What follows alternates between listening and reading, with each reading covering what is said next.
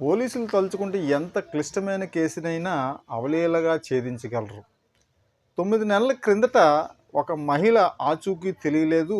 ఆమె పోలీస్ స్టేషన్‌లో కేసు నమోదు చేయడం జరిగింది. కానీ 9 నెలలైనా పోలీసులు ఆమె ఆచూకీ కనిపెట్టలేకపోయారు. గత నెల జూన్ 22వ తారీఖున డిప్యూటీ ముఖ్యమంత్రి హోదాలో పవన్ కళ్యాణ్‌ని కలిసి ఫిర్యాదు చేసింది.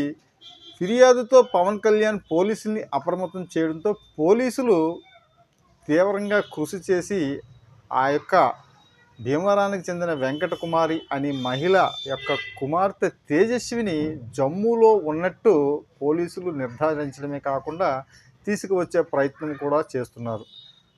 ఆ తేజస్విని అనే మహిళ యువతి ఆమె ఇన్స్టాగ్రామ్లో పెట్టిన మెసేజ్ ఆధారంగా పోలీసులు క్లూ లాగి కనిపెట్టడం జరిగింది.